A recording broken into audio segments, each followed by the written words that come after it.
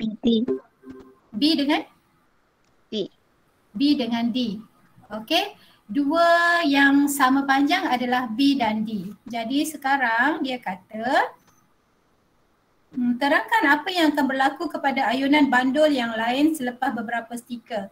Bandul B sahaja diayunkan. Okey. Bandul B diayunkan, kemudian dia tanya apa yang berlaku pada yang lain. Okey, bila kita ayunkan bandul B, bandul itu akan berayun dengan satu frekuensi yang original. Okey, kita panggil frekuensi apa tu? Asli. Frekuensi asli. Okey, ingat frekuensi asli dia. So, kamu bagi tahu cikgu sekarang, bandul mana yang akan mempunyai frekuensi yang sama dengan dia? B. Which one? D. D. Okay, very good. Sebab tadi kita dah bincang, sama panjang, frekuensi dia akan sama. So, bila kita ayunkan B sahaja, mula-mula semua tak berayun tau. Kita ayunkan B sahaja, so B akan mula berayun. Yang lain tu dia bergerak sedikit-sedikit saja, dia tak akan berayun dengan laju. Okay, dia tak akan berayun dengan frekuensi yang sama dengan D. Dia akan bergerak sikit-sikit saja. Okay, macam mana? Bila kita ayunkan B, kita sedang menjana energi. Okay, frekuensi dah ada di situ. Tenaga akan disalurkan ikut benang pergi ke semua, sebenarnya dia pergi ke semua bandul, tapi bandul D akan menerima, akan berayun, dipaksa berayun dengan frekuensi asli dia sebab kita tahu frekuensi tengok panjang tadi. Okay, jadi bandul D dipaksa berayun dengan frekuensi asli, oleh itu bandul D yang akan berayun sama saja tempoh dan frekuensinya dengan bandul B. Jadi akhirnya bandul D dah berayun. Bila bandul D berayun, lama kelamaan bandul B tadi dihilang sedikit tenaga, dia akan slow. Tapi bandul D sedang berayun laju.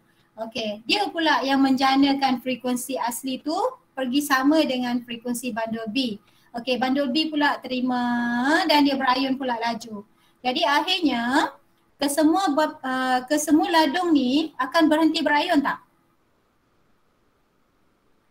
Tak. Kesemua bandul ni tak akan berhenti berayun. Okey, kita imagine dia berlaku di vacuum lah. Kalau berlaku di udara ni dia akan berhenti berayun sebab ada rintangan banyak. Okey, secara teorinya kesemua bandul ni tak akan berhenti berayun sampailah bila-bila. Okey, secara teorinya macam tu. Dan kalau kita buat kita tengah kelas. Okey, kalau kita buat di kelas pun perkara ni kamu dapat lihat, satu masa, dua masa kita punya belajar, bandul ni tak akan berhenti berayun. Okay, inilah yang kita panggil bottom pendulum.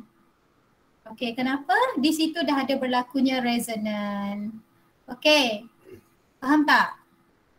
Cikgu, semua antaian tiada daya lock. Apa? Semua antaian tiada daya lock. Daya luar sekali saja tadi, kita ayun sekali saja. So tak ada daya luar lah. Okey. Bandul B dan bandul D tu saling memberi tenaga antara satu sama lain. So resonan berlaku di situ. Bila frekuensi asli dua-dua tu sama, resonan akan berlaku. So bandul-bandul ini akan dipaksa untuk berayun. Resonan adalah berlaku disebabkan adanya ayunan paksa kan? Itu dia. Boleh? Sebab ada dua frekuensi tu, dua frekuensi yang sama tadi, ada panjang yang sama. Tapi kalau semua panjang tak sama, tak boleh lah. Tak akan berlaku resonan. Di sini berlaku resonan. Okey. Okey, jadi di situ D akan berayun dengan amplitude maksimum. Okey, D akan terus berayun. Baik, ada soalan lagi? Apa nanti cikgu akan bagi jawapan ni, kamu boleh baca lah kalau siapa yang tak faham lagi. Okay, cikgu dah terangkan tu, kamu boleh baca lagi. Ada soalan lain? Boleh kita teruskan untuk hari ni? Boleh. Boleh Hari ni kita nak masuk satu bahagian yang baru, subtopik yang baru lagi. Okay, kita nak masuk, nak pergi kepada pantulan gelombang. Apa cikgu tiba-tiba belum?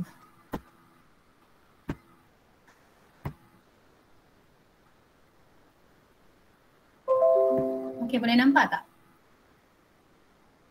Boleh?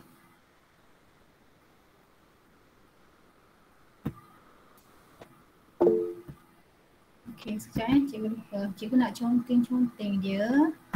So cikgu rasa cikgu buat di PDF.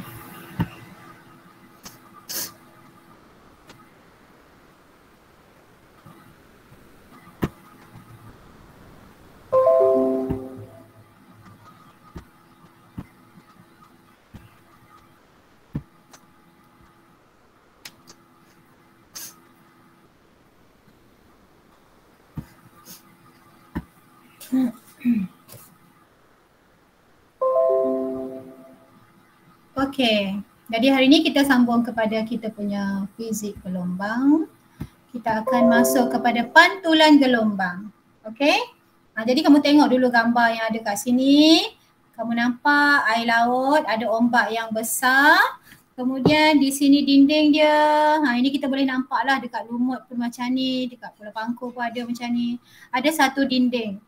Okay, dinding ini kita panggil penghalang, pemantul. Jadi ombak yang datang, kamu tengok bila dia langgar dinding, dia akan terpantul balik.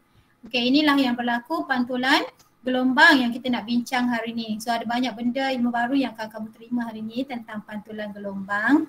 So bila kita berbicara tentang pantulan, amboi berbicara, nampak tak ayat cikgu? Okay, bila kita bercerita tentang pantulan gelombang, mana cikgu? Maksudnya kamu kena ingat balik apa hukum-hukum pantulan yang kamu dah belajar sebelum ni. Ada berapa hukum pantulan? Ada berapa hukum pantulan yang kamu dah belajar? Ingat lagi tak? Kelas? Maria, ada berapa hukum pantulan? Jangan lupa lah tu. Tahu dah. Ada berapa hukum pantulan? Pantulan cahaya, kamu dah belajar pantulan sebelum kan ni? Mesti dah belajar. Okey, pantulan, hukum pantulan. Okey, sinar tuju, sudut tuju mesti sama dengan sudut pantulan. Okey, katakan ini sudut tuju. Ini yang pertama. Sudut tuju, dia ini garisan normal. Ini pemantul. Ini kita panggil pemantul. Pemantul ni macam satu keping kayu ke, whatever lah kan. Pemantul. Ini kita panggil sudut tuju. I. Mesti sama dengan sudut pantulan. Okey, ini hukum pantulan yang pertama kalau kamu dah lupa. Jangan makan semut banyak-banyak, nanti cepat lupa. Okey, hukum yang pertama adalah I mesti sama dengan R. I itu sudut tuju, R itu sudut pantulan. Okey, I mesti sama dengan R. Itu hukum yang pertama. Hukum yang kedua, semua sinar tuju, lagi kita ada sinar pantulan, pantul. Dan satu lagi garisan normal. Kesemua tiga benda ini mesti berada di atas satah yang sama. Okey, maksud satah yang sama tu macam ni kelas. Sini I, sini sinar tuju, sini sinar pantulan dan ini adalah garisan normal. Ketiga-tiga ini berada pada satah yang samalah di sini. Okey. Itu dua hukum dia. Dua saja ingat. Ni dalam fizik kita ada hukum pantulan ni. Kamu akan belajar dalam cahaya nanti lagi. Kamu belajar di gelombang. Gelombang, okay, sebelum cikgu pergi deep lagi. Dalam gelombang dia akan mengalami kesemua fenomena yang berlaku pada cahaya. Dia akan berlaku pantulan, akan berlaku pembiasan, akan berlaku penyerakan dan satu lagi dia akan berlaku interference yang tu yang baru untuk kamu lah. Jadi itulah kena faham dulu ini. Sinar tuju, sudut tuju mesti sama dengan sudut pantulan. Yang kedua, sinar tuju, sinar pantulan, garisan normal ni, tiga line ni. Sinar tuju, sinar pantulan dan normal mesti berada di atas satah yang sama. Okay. Apabila suatu gelombang mengalami pantulan, lambda, F dan V tidak berubah. Okay, tengok ni lambda, F dan V, tiga-tiga ini tidak berubah. Tapi hanya arah rambatan yang akan berubah. Iyalah, dia pergi, datang, kemudian terpantul. Itu yang akan berubah. Okay, tangki riak digunakan untuk mengkaji gelombang air sama ada untuk pantulan ataupun pembiasan. Okay, pantulan gelombang juga boleh dikaji menggunakan bunyi dan cahaya. Okay, sebelum kita tengok lagi dengan lebih jauh tentang pantulan gelombang, kita tengok dulu ini yang cikgu terangkan hari tu. So cikgu tak akan terangkan banyak-banyak lah. Kawasan ni, ini kita panggil muka gelombang. AB, muka tu sebab dia duduk di depan. Dia bergerak di depan, muka gelombang. CD pun kita panggil muka gelombang juga. Jadi untuk bahagian puncak akan menghasilkan kawasan yang cerah, cikgu dah terangkan. Bahagian lembah ni akan menghasilkan kawasan yang ni kan ni. Okey, dia hasil kawasan cerah. Yang lembah ni akan menghasilkan kawasan gelap. Yang puncak akan menghasilkan kawasan cerah. Kenapa yang puncak hasilkan kawasan cerah? Dia macam kanta apa hari tu cikgu bagi tahu? Kanta apa? Ni. Kanta apa ni? Kalau kembung macam ni. Takut nak jawab ke? 4 stem. Salah pun tak apa. Kembung kan? Kembung kata cembung. Okay, dia macam bertindak seperti kanta cembung. Kata cembung menumpu. Okay, ni cembung. Ingatlah sikit yang ni ha. Yang ni cembung. Maksudnya kantanya kanta menumpu. Dia seolah-olah macam kanta, menumpukan cahaya. So semua cahaya tertumpu kat sini. Sebab itulah dia jadi cerah. Okay. Ini ada pembiasan sikit. Sekarang dia cuma nak terangkan macam mana terhasilkan jalur gelap, jalur cerah pun boleh. Okey, jalur gelap, jalur cerah, dia menghasilkan yang ini. Okey, itu penerangan yang cikgu terangkan hari itulah. Okey. So ini dia muka gelombang kita. Tengok muka gelombang yang garisan biru tu. Yang garisan biru ni kita panggil muka gelombang. Dan yang merah ini adalah arah perambatan gelombang. Maksudnya arah perambatan gelombang dengan muka gelombang ni sentiasa bersudut tegak. Okay, macam tulang ikan tu. Sentiasa bersudut tegak.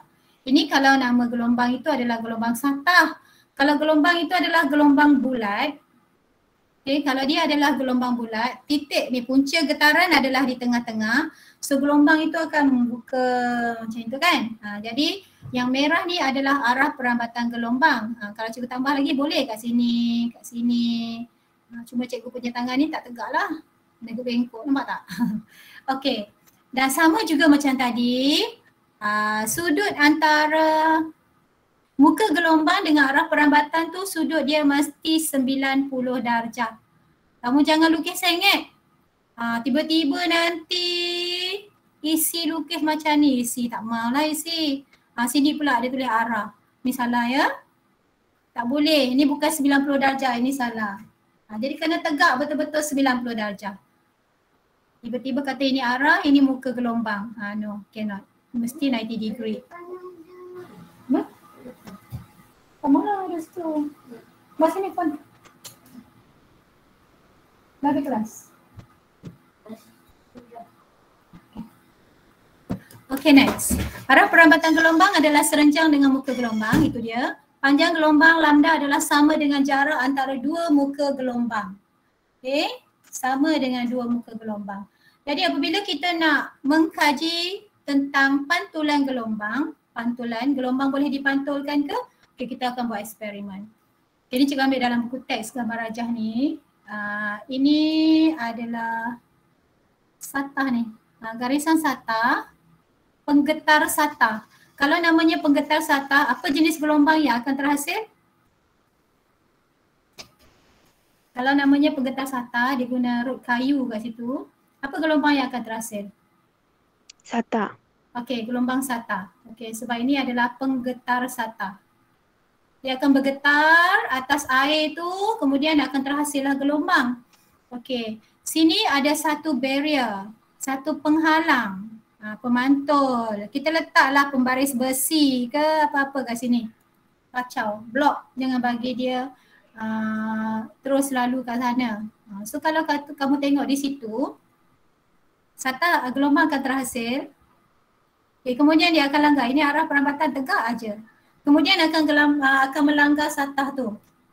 Okay. Gelombang akan melanggar dia. Jadi mana dia akan pergi sekarang? Di mana dia akan dipantulkan? Baik, untuk tu cikgu nak tunjuk kamu satu video ni sekejap. Kamu tengok. Cikgu baru jumpa tadi.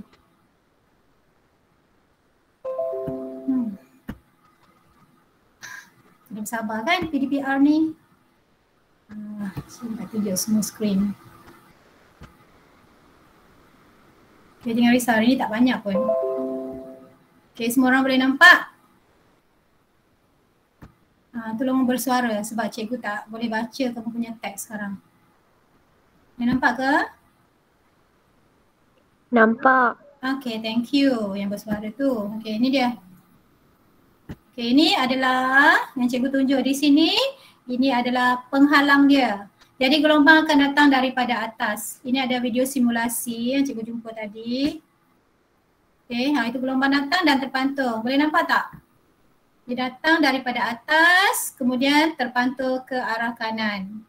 Okay, datang tegak daripada atas, terpantul ke arah kanan. Sekali lagi cikgu tunjukkan, kamu tengok. Okay, itu satu. Okay, see? Kemudian dia bekukan kat situ. Siapa yang tak jelas? Nampak jelas tak ilustrasi tu? Nampak. Nampak. Okay, orang lain nampak. Very good. Ni yang kita nampak. Yang pertama ni gelap, terang, gelap, terang, gelap, terang. Ini adalah gelombang yang datang secara tegak daripada atas sampai bawah. Dia langgar barrier ni, penghalang. Kemudian kamu nampak jalur di sini. Cerah, kemudian ada jalur gelap, kemudian ada jalur cerah, ada jalur gelap. Maksudnya gelombang itu dipantul tegak ke sana. Yang kita nampak cerah gelap ni muka gelombang.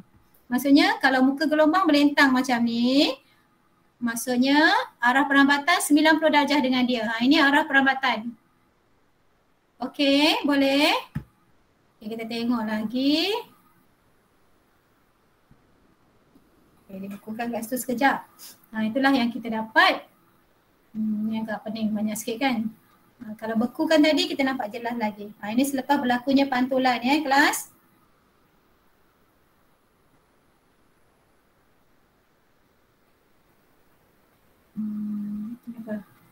Lagi. Okey, ini sekarang dia guna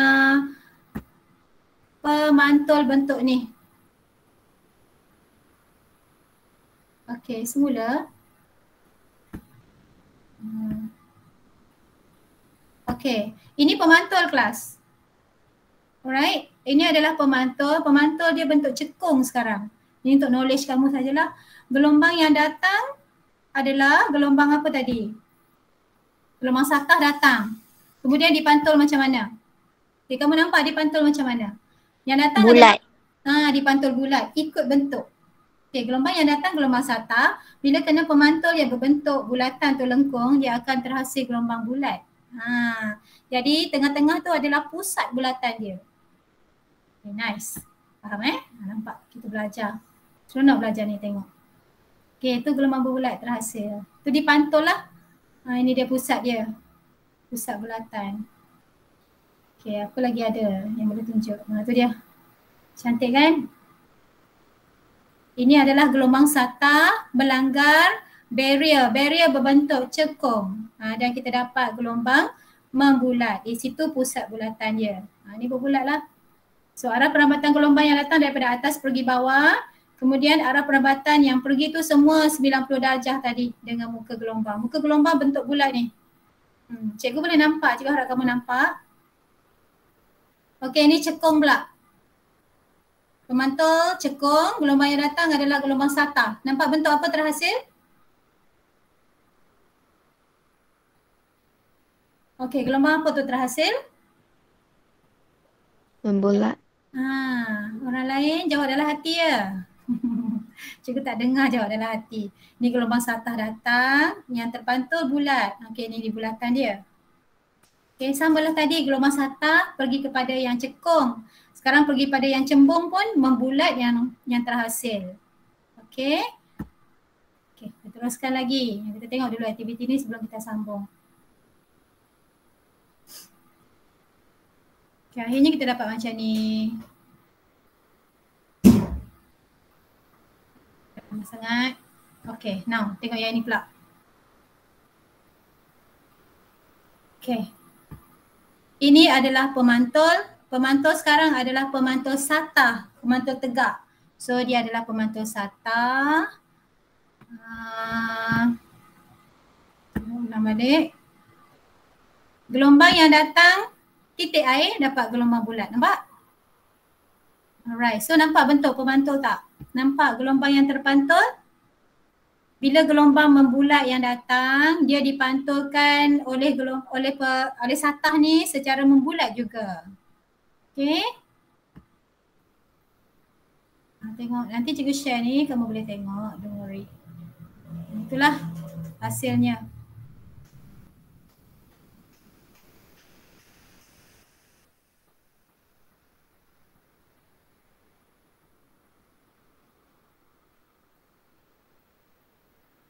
Okey, cikgu rasa kita stop dulu sekejap kat situ. Kita sambung yang tadi.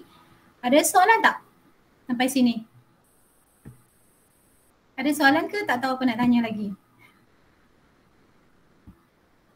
Any question class? Boleh jelas tak tadi ilustrasi tadi? Sampai tak apa yang cikgu nak tunjuk kat kamu tadi? Jelas Sampai tak kat kamu? Okey. Jelas. Jelas. Sampai apa yang cikgu nak tunjuk. Cikgu nak kamu nampak gambaran macam mana pantulan tu. Sebab gelombang kan. Kita tak ada alat dalam makmal lah tunjuk. Boleh cikgu nak kamu nampak gambaran. Oh macam ni bentuk gelombang dia. Oh bila terpantul macam ni rupa dia. Cikgu nak kamu nampak itu. Okay. Baik. Cikgu harap jelas lah. Cikgu cuba dah sedaya upaya kat situ. Pening dah cikgu nak cari bahan semalam. Okay, nanti cikgu share semua tu, kamu boleh tengok lagi. Okay, ni dia. Pantulan gelombang satah. Tapi cikgu tengok dalam buku teks kamu, dia refer kepada pemantul satah saja. Kita follow buku teks. Yang lain tu tambahan saja. Okay, kamu tengok ini muka gelombang. Cerah, gelap, cerah, gelap, cerah, gelap. So, daripada cerah pergi cerah ini adalah 1 lambda. Ataupun kalau kita tak nak ambil cerah pergi cerah, kita ambil gelap pergi gelap pun boleh. Tengah-tengah gelap sampai tengah-tengah gelap ini pun sama panjang dia dengan yang tadi, lambda juga. Okay, boleh ambil cerah pergi cerah, gelap pergi gelap. Itu 1 lambda. Okay. Jadi kalau yang putih ini semua ni muka gelombang, arah perambatan gelombang kita dah boleh tahu. Arah perambatan gelombang mesti 90 darjah dengan muka gelombang. Okay, mesti 90 darjah. Okay, itu dia arah perambatan. Okay, cara kita nak menentukan di mana dia akan terbias. Okay, kamu ada pemantul. Di tempat gelombang itu, kamu lukis arah perambatan gelombang itu sebagai 7, gelombang 7. Di hujung pada pemantul tu, kamu lukis garisan normal. Normal mesti bersudut 90 darjah. Serenjang, 90 darjah dengan barrier tu. Dengan penghalang. Jadi lukis secara tegak, jangan sengit, tegak. Okay. Kemudian, dah lukis tegak tu, kamu tentukan sudut I tu. Sudut 7 adalah sudut antara gelombang yang datang dengan normal. Sudut antara gelombang yang datang dengan normal. Okey, arah perambatan dengan normal. Bukan di sini. Bukan di sini I-nya. Okey, bukan antara barrier, penghalang tu. Bukan. Antara normal dan garisan sinar yang datang. Okey, itu sudut 7. Kemudian sudut pantulan. Sudut pantulan antara normal lagi sekali dengan gelombang yang dipantulkan. Situ R. Okay.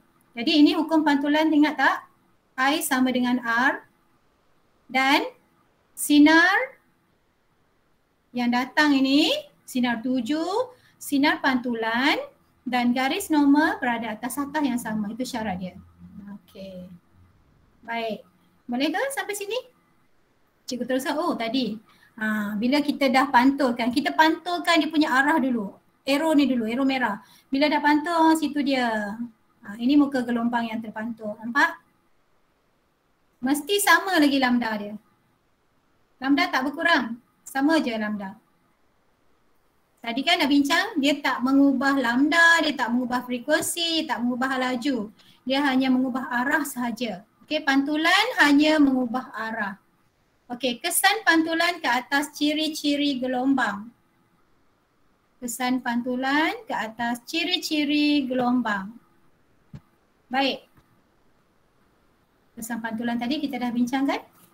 Sudut 7 sama dengan sudut pantulan selepas pantulan. Panjang gelombang lambda tidak berubah. Frekuensi F tidak berubah. Laju gelombang V tidak berubah. Cikgu dah terang banyak kali. Bila cikgu ulang banyak kali, maksudnya benda ni penting untuk kamu tahu. Yang berubah hanya arah saja. Okay, arah perambatan saja berubah. Okay, yang lain semua kekal. Maksudnya tenaga dia tak berkurang. Dia cuma berubah arah saja. Okay, ini kesan pantulan ke atas ciri-ciri gelombang. Okay, ada soalan nak tanya sampai sini tak? Tak ada. Tak ada? Okay, hari ni banyak konten dan banyak konsep sikit. Okay, sekarang kita nak cuba yang ini. Kita nak lukis arah pantulan gelombang tu. Baik, untuk lukis arah, bila kita diberi soalan macam ni, ada satu pemantul satah, ada gelombang tujuhnya adalah gelombang satah. Kamu tak nampak dia bentuk bulat kan? Jadi hanya bagi gelombang. So kerja kamu, pertama sekali lukis sinar, lukis arah perambatan tu.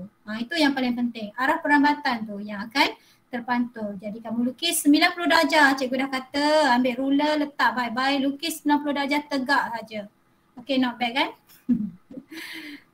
Tak ada pembaris lah cikgu kat sini. Malas nak tukar dia. Okay, ini arah perambatan gelombang kena letak anak panah. Yang 90 darjah ni tak nak tunjuk pun tak apa. Tapi make sure kamu lukis dengan sudut 90 darjah. Okay, lukis anak panah sebab dia adalah arah.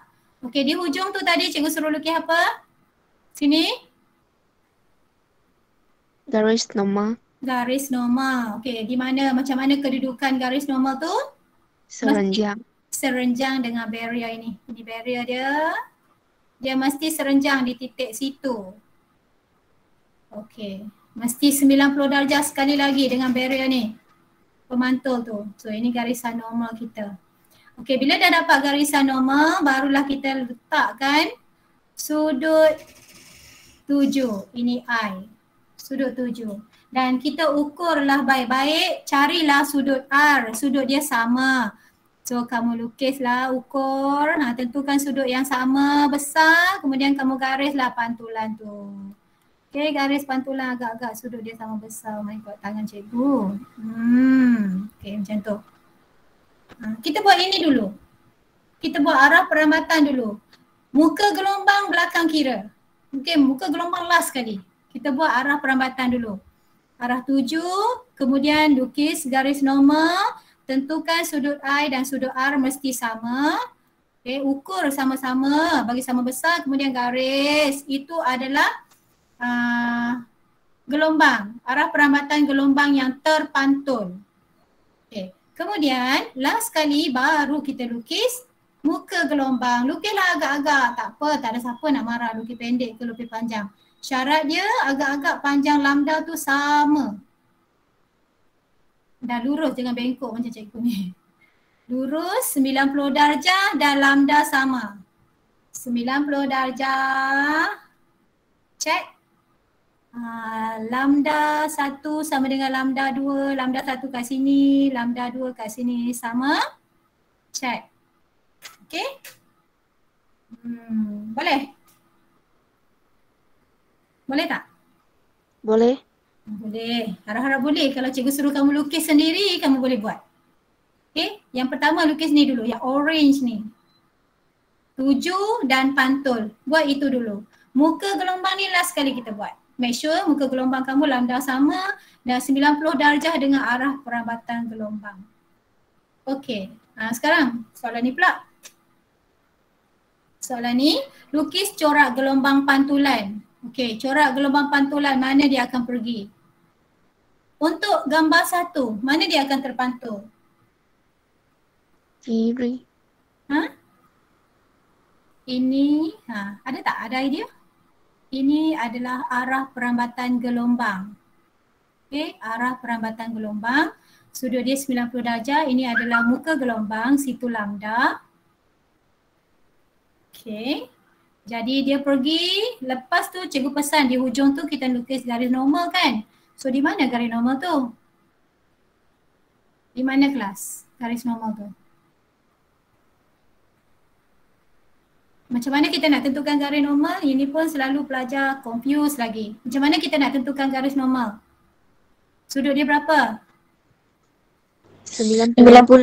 Okay, good. 90 darjah dengan sini.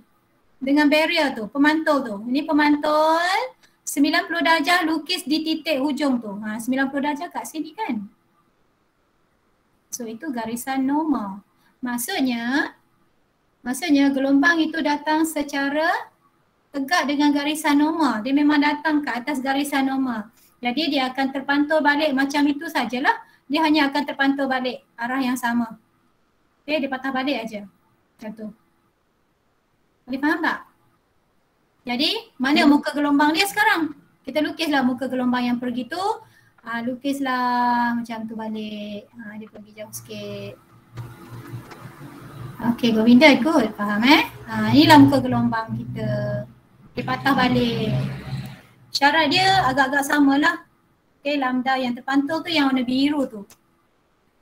Sebab dia datang betul-betul atas normal. Okay, gambar rajah yang kedua. Kamu kena tahu lukis ni nanti. Ada soalan akan minta kamu buat.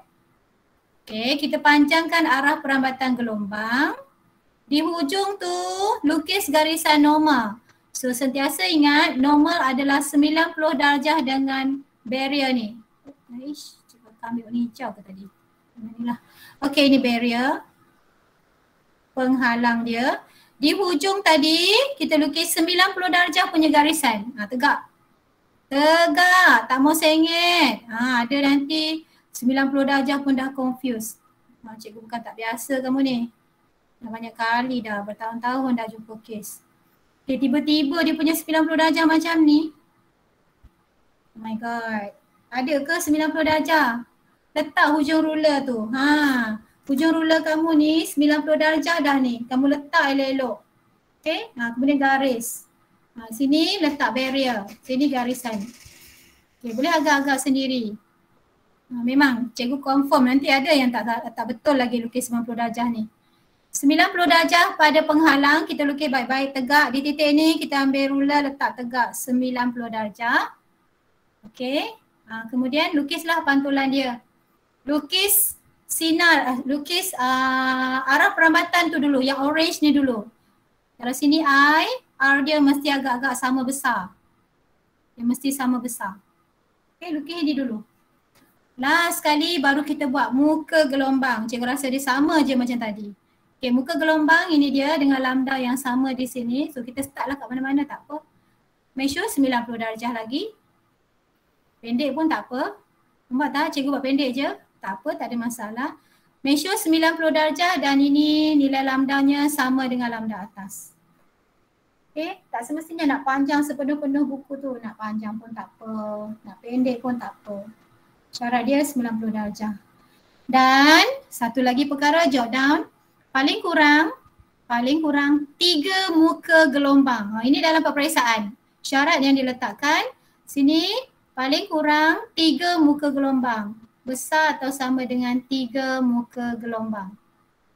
Okey, faham tak? Itu syarat untuk kamu dapat markah tu. Ingat apa yang cikgu pesan? Ingat cara-cara dia? Boleh? Okey. Govindan faham tak?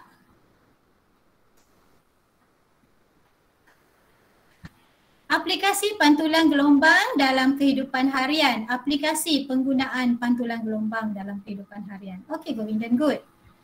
Ni, siapa pernah tengok ni? Pernah tengok ni? Pernah. Pernah. Ni, apa ni? Macam X-ray tapi gelombang ultrasonic sebenarnya. Ni kepala baby. Ini badan dia, ni tangan dia. Okey, ini kalau scan perut. Nak tengok baby dalam badan kita, dalam perut. Inilah kepala dia, badan dia, tangan dia, tengah hisap jari ke apa tu. Okey, ini kegunaan, dia sudah menggunakan aplikasi pantulan gelombang. Kamu belajar ni rupanya dah guna pada scan. Sekarang ni boleh action dengan kawan-kawan. Korang tahu tak scan baby tu datang daripada mana? Ni aku dah belajar. Nanti boleh action dengan kawan. Okay, gelombang ultrasonik dipantulkan oleh organ dalaman atau fetus memudahkan pemeriksaan perubatan. Dia sudah guna gelombang ultrasonik. Jadi, bila kita pancarkan gelombang ultrasonik, gelombang fetus ini ataupun objek dalam tu dia akan pantulkan balik. Dan kita boleh dapat image lah. Memudahkan pemeriksaan dalam perubatan. Kita boleh dapat anggaran image untuk baby tu. Okay, kita guna pantulan gelombang.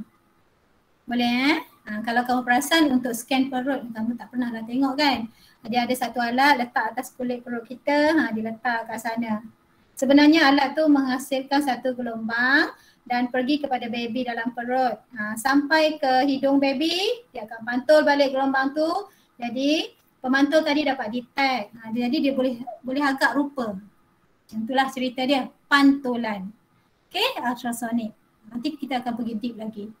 Kemudian ni gelombang radio. Ni banyaklah kamu tahu ni. Kita ada handphone lah, kita ada televisyen. Okay, untuk komunikasi. Gelombang radio dari satelit komunikasi dipantulkan oleh menara parabola kohon suapan. Okay, menara ni mesti ada. Kalau tak ada menara ni dekat pencawang-pencawang, tak adalah signal yang jelas untuk kamu guna sekarang. Okay, ada menara, tahu menara? Tiang yang tinggi tu. Ada satu kawasan, ada tiang yang tinggi untuk menara-menara Digi, menara Celcom, menara apa lagi yang ada? Maxis, mesti ada parabola-parabola ni. Jadi di situ dia dah guna sistem pantulan gelombang. Gelombang radio dari satelit komunikasi dipantulkan oleh menara parabola kohon suapan. Okey, ini paling banyak dalam soalan pengiraan. Okey, teknologi pemantulan ultrasonik yang dikenali sebagai sonar. Kamu boleh cari maklumat tentang sonar ni, agak menarik. Okey, sonar ni banyak kegunaan dia. Sekarang yang ditunjuk kat sini adalah menentukan kedudukan ikan dalam laut. Kat mana ikan banyak, kat mana ikan sikit. Pantulkan saja guna sonar dan kita boleh agak, oh kat sini banyak ikan. Kat sini tak ada ikan, tak payah tebar jala. Macam ni. Jadi dia mengesan kawasan yang mempunyai banyak ikan. Okay. Transducer memancarkan gelombang ke dalam air. Dekat kapal tu, dekat bot tu ada transducer, dia pancarkan gelombang. Kemudian gelombang tu akan kena ikan-ikan ni dan akan terpantul balik. So ikan itu sekarang sebagai pemantul. Okay, akan pantulkan balik gelombang sampai ke transducer. Jadi jarak itu kita boleh kira dengan menentukan dengan guna hal laju. Kalau kita tahu hal laju gelombang yang pergi, hal laju V sama dengan jarak bahagi masa kan?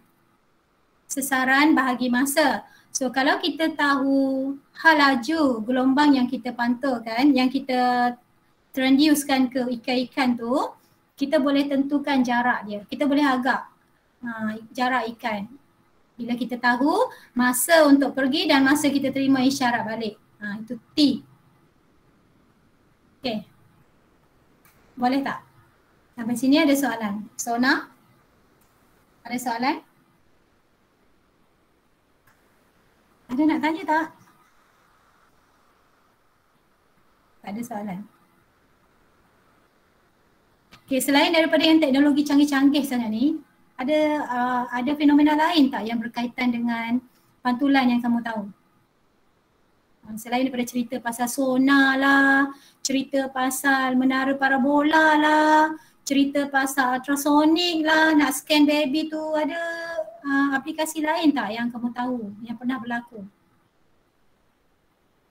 Ada tak contoh fenomena yang melibatkan pantulan gelombang? Gua. Sing kata gua, orang lain? Kelawar. Yozu kata kelawar. Kelawar tu dia guna pantulan. Okay. Lagi?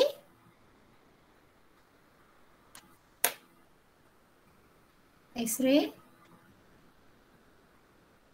X-ray. X-ray sekejap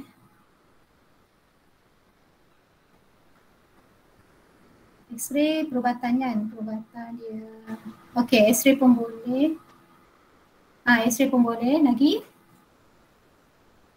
Okay, tadi cikgu nak tengok yang gua dulu. Kalau dalam gua kamu menjerit, kamu dengar suara kamu balik bergema, betul? Terowong Kewinan kata. Betul kan? Kalau dalam gua kamu menjerit, kamu dengar balik suara kamu bergema. Okay? Macam kalau cikgu jerit nama si Ying, Ying, Ying, Ying, Ying. Macam tu. Kan? Betul tak? Itu kita panggil gema. Itu pantulan lah. Kalau tak ada gua pun dalam bilik yang kosong. Kalau bilik yang kosong tak ada langsir, tak ada katil, tak ada apa-apa yang menyerap bunyi tu, kita bersuara dalam bilik tu kita dengar gema. Gema itu adalah fenomena pantulan. Senang je. Tak payah cerita yang detail-detail banyak ni. Yang simple je dah boleh kaitkan dengan pantulan gelombang. Itu gelombang bunyi lah. Okey? Ataupun kita menjerit di atas di kawasan yang pergunungan. Kita jerit, kita dengar balik suara kita bergema. Gema itu adalah pantulan bunyi. Okey, kelawar Yozu tadi. Kelawar, mata dia tak bagus. Dia tak guna mata untuk terbang tu. Dia tak melihat menggunakan mata. Okay, itu special tentang kelawar. Okay, dia terbang, dia bergerak menggunakan gelombang yang dipancarkan ke sekitaran dia. Kemudian gelombang itu kalau langgar batu cepat-cepat dipantulkan dan telinga dia sangat peka. Okay, telinga dia terima balik, dia akan terima balik pantulan tu, jadi dari situ dia boleh agak berapa jauh. Berapa jauh batu tu supaya dia tak langgar. Dia tak pernah langgar kan? Dia tak guna mata sebenarnya kelawar ni. Dia banyak guna gelombang. Dipancarkan gelombang, kena objek, dipantul balik, diterima. Kelawar tu bijak dia, tak payah guna sonar pun. Dia dapat agak. Okay, dia dah boleh agak di mana batu tu, dekat ke jauh. Kalau dekat cepat konar. Itu kelawar. Betul Yozo, contoh dia kelawar. Dia menggunakan gelombang, pantulan gelombang. Okey, terowong pun sama. X-ray ni deep lagi. X-ray hampir-hampir sama dengan tadilah, scan. Okey, ni perbezaan dalam corak pantulan gelombang bunyi yang disebabkan oleh batu-batuan yang berbeza membolehkan lokasi, kedalaman dan struktur permukaan dasar laut yang mengandungi sumber gas asli dikenal pasti. Ni pun macam sonar juga. Okey. Ada sesiapa nak tanya cikgu soalan tak? Macam mana kita menentukan kedalaman tadi? Macam mana kita nak menentukan kedalaman dia? Kalau kita nak cari bot, kalau kita nak cari kapal terbang yang terhempas, macam hari tu kapal terbang Indonesia yang terhempas tu kan. Banyaklah kapal-kapal yang ada teknologi sonar yang akan bergerak di perairan tu. Sebab bila dia pancarkan sonar, katakan ada kapal yang terhempas kat sini. Okay, ini kapal cikgu. Oh my god. Okay, ada kapal terhempas, dia pancarkan sonar dia. Kena kapal yang terhempas tu, serpihan-serpihan, dia akan terima balik isyarat tu dalam satu masa yang tertentu. Okey, ada masa yang tertentu, masa pergi dan balik. Kemudian isyarat yang dipantul, yang dihantar itu mestilah sonar sistem ini dah tentukan berapa halaju dia. Halaju dah ada, dah ditentukan. Halaju gelombang yang pergi tu mereka dah tentukan. Jadi sekarang mereka hanya tunggu berapa masa untuk terima balik pantulan. Okey, masa pergi dan masa balik. Okay, tadi kan cikgu dah sebut kita guna formula V sama dengan S bahagi T. S itu adalah jarak daripada kapal kepada objek yang nak dikesan. So S kita boleh kira ambil V darab T, halaju darab masa. Sebab kita nak kira sesaran ini satu arah saja. So masa itu kita kena bahagi dua. Okay. Masa itu kita kena bahagi dua sebab masa ini adalah masa pergi dan balik. Kita tak nak pergi dan balik tu, kita nak satu arah saja sebab kita nak tahu jarak saja. So cara kita nak cari sesaran tu kita ambil VT bahagi 2. Inilah cara kita menentukan kedalaman air laut juga. Okay, dasar laut tu berapa dalam. Pancarkan sonar yang halajunya kita dah tentukan. Kemudian tunggu berapa masa isyarat diterima balik. Okay, itu adalah T. So guna formula. V sama dengan S bahagi T. So S adalah jarak dia. Jarak adalah VT bahagi 2. Kenapa bahagi 2? Sebab kita tak nak pergi dan balik. Kita nak satu hala saja. Kita nak jarak saja. Okay, faham tak? Faham tak? Faham. Faham. Cikgu yang bahagian 2 tu boleh ke? Yozu. Okay. Kenapa bahagi 2 tadi? Alright, sekarang sekali lagi cikgu terangkan. Kenapa perlu bahagi 2? Kita ada formula S, V sama dengan S bahagi T. Okey, T tadi masa, kalau kita guna sistem sonar, T tadi adalah masa pancar, dia pergi, pantul dan terima balik. Pergi dan balik, itu T. Okey, so kalau kamu nak kira S, guna T yang tak bahagi 2, kamu akan kira S, kamu akan kira semua jarak ni, jarak pergi dan jarak balik kan? Sebab kamu ambil kira 2 masa tu, masa pergi dan masa balik. So S yang kamu dapat ini adalah S1 dan S2, pergi dan balik. So kalau kita tak mau, kita nak satu arah saja, masa tu kita bahagi 2 lah. Boleh tak Yozu? Faham So S sama dengan darah saja, VT bahagi 2. Okay, clear. Cikgu harap orang lain pun clear. Cikgu terangkan 2-3 kali dah ni. Okay, baik. Habis. Aplikasi ada 3-4 aplikasi dalam buku teks punya aplikasi kamu kena grab betul-betul. Lain yang sumber lain tu tambahan sahaja. Okay, soalan kita tengok contoh satu. Gelombang ultrasonik berfrekuensi 25 kHz. Nampak tak? Frekuensi ditetapkan, dipancar dari sebuah kapal ke dasar laut untuk menentukan kedalaman. Nak cari S. Okay. Gelombang itu bergerak dengan laju ini. Kamu janganlah takut-takut tau, relax je. Sebab ini formula dia yang hari kita dah belajar lama dah. Tingkatan 2 pun dah belajar dah. P sama dengan S bahagi T. Jangan takut, relax je. Okey, ini laju dah bagi. Nampak? Laju dah ditentukan dalam air laut. Sela masa antara penghantaran dan penerimaan ialah, nampak ni, antara penghantaran dan penerimaan semula. Hantar dan terima. Sela masa dia adalah 120 milisecond. Okey. Ini kilohertz. Okey. Ini meter per saat. Nampak? Semua unit ni. Kilohertz. Kilo kena tukar jadi hertz. Meter per saat sudah unit SI. Mili saat kena tukar jadi saat sahaja. Okey, 3 perkara ni. Hati-hati sebab unit semua berbeza-beza. Nak dapat unit SI, kena tukar semua kepada SI. Okey, tentukan kedalaman laut. Here we go. Soalan tadi kedalaman laut, cikgu dah terangkan. Kita datang daripada V sama dengan S bahagi T. Okey, T kena bahagi 2. So kita cari S sama dengan VT bahagi 2. Sebab itu ada pergi dan balik. Kita tak mau 2 hala, kita nak 1 hala saja. Okey, hal lajunya adalah 25, bukan frekuensi. Hal laju 1500, T dah ada. Okey, 1500 sudah unit SI. T 120 mili. Mili darah 10 kuasa berapa? -3. Okey, thank you. Darah 10 kuasa -3 saat. Okey, sudah saat. Boleh ke orang lain? Ni kena mahir betul-betul ni. Baik, sekarang kita kira lah. Ambil kalkulator kira berapa? Bahagi 2, don't forget. Sebab itu masa pergi dan balik kita nak 1 hala saja, bahagi 2.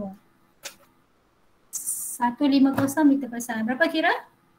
Cikgu tak save jawapan dia. Berapa kelas? Ada yang kira tak?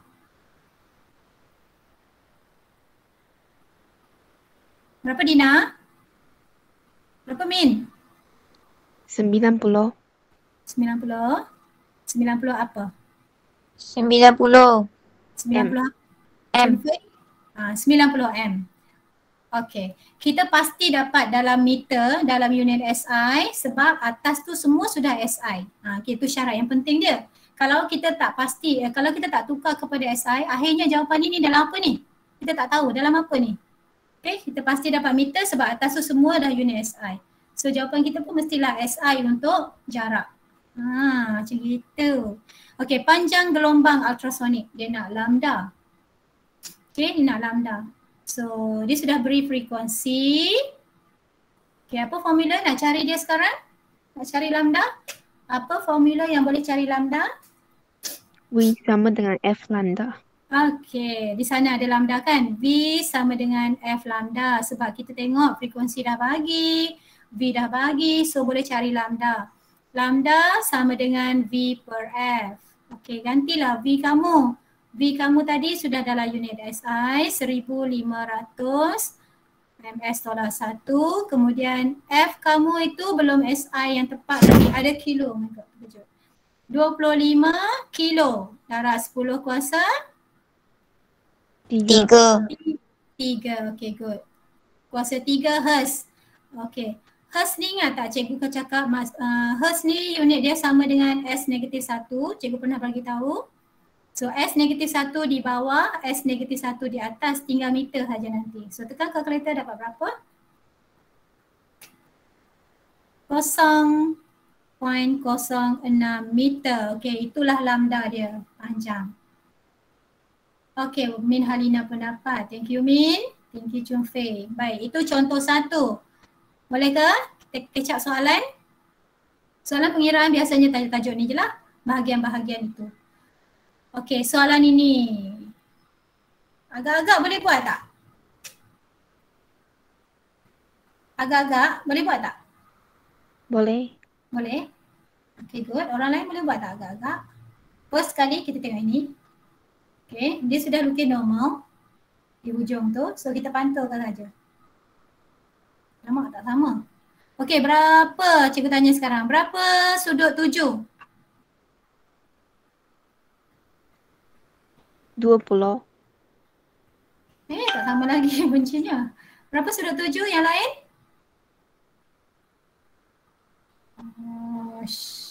Boleh lah tu. Sudut 7 dia berapa? Orang lain nampak tak? Is that 70? Cikgu baru tanya. Govinda jawab 70. 20. Okay. Cik N 20. Sin 20. Fardina, berapa sudut 7?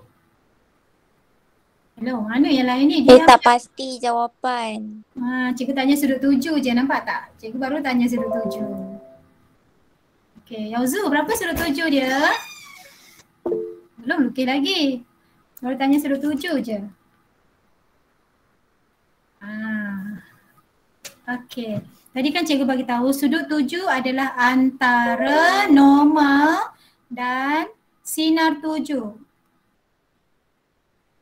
Antara normal dengan sinar 7. So ini garisan normal, ini sinar 7. So di situ sudut 7. I berapa? Bukan 70. Cikgu dah kata dia bukan antara barrier, dia antara normal dan sinar 7. So sudut 7 berapa? 20. Kan? Okay, bagus Isi dapat 20. Jin Hong, Yozu, Chun Fei. Govindan, faham kan sekarang? Chow En. Govindan faham dah? Antara normal dan sinar 7 ya. Sini dia. So, okay, good Govindan. Sinar 7 mesti sudut 7 mesti sama dengan sudut bias. Kamu agak-agak lah lukis agak-agak sudut dia mesti sama. Kemudian baru lukis garisan yang ini. I mesti sama dengan R. Itu hukum pantulan. Jadi bila kita dah siap lukis, cikgu dah cakap tadi, lukis sinar, lukis gelombang yang datang tu, arah perambatan yang datang dulu. Dan kamu pantulkan dia. Akhir sekali baru kita lukis muka gelombang dia. Tak kira lah nak start daripada mana, pastikan 90 darjah dengan sini, dengan arah perambatan. Dan pastikan lambda dia kekal sama panjang.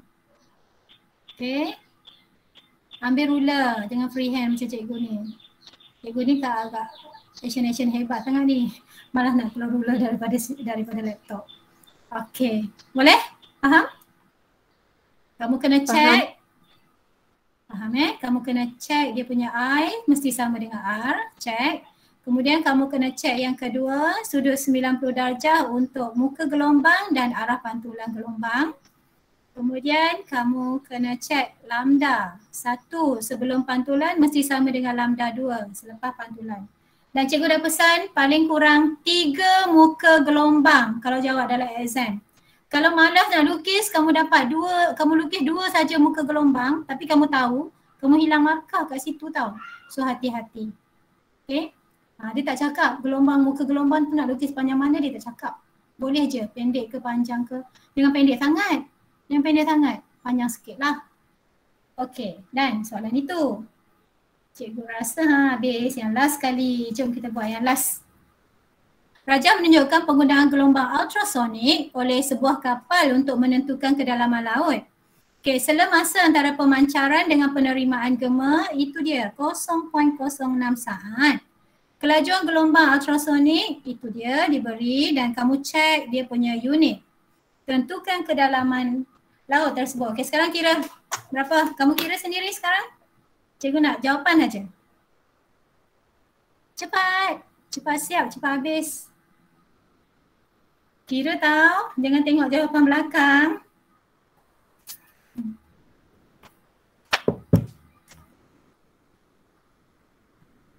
Kira kat mana-mana.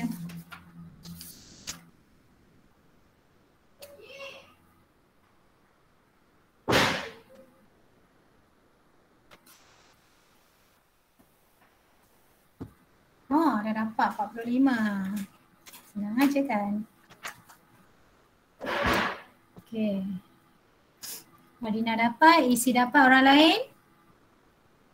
Jawab dalam hati ke? Type lah, jangan jawab dalam hati. Type. Ada 21 orang, very good. Tahniah, hari ni ramai masuk kelas. Ni yang cikgu suka kamu ni.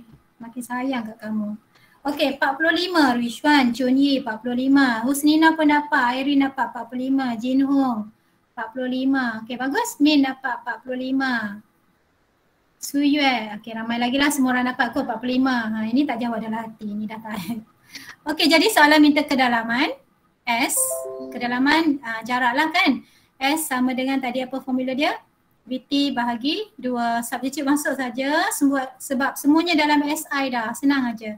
1500 V dia, T dia 0.06 bahagi 2. Betul tak?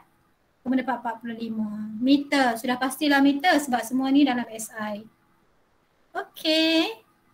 So sampai sini cikgu masuk pantulan aja, baru nak kenalkan satu fenomena. Ada 3 fenomena lagi. Ada soalan nak tanya cikgu tak? Ada soalan? Kamu mesti suka slide ni kan, yang last ni. Mesti semua orang tunggu yang sekian terima kasih ni. Okey. Isi pun suka kan tunggu yang tu. Slide sekian terima kasih tu. Baik, kalau tak ada soalan kita berhenti kat sini je. Kamu sambung modul kamu, habiskan untuk pantulan gelombang sampai muka surat 126. Di dah mana ada Memang suka isi. Okey, sambung sampai muka surat 126. Okey? Faham? Okey, nanti cikgu akan upload di GC, kamu boleh send kamu punya jawapan di sana. Alright, kalau tak ada soalan kita berhenti kat sini. Okay, goodbye semua. Thank you. Okay, you are welcome. Bye.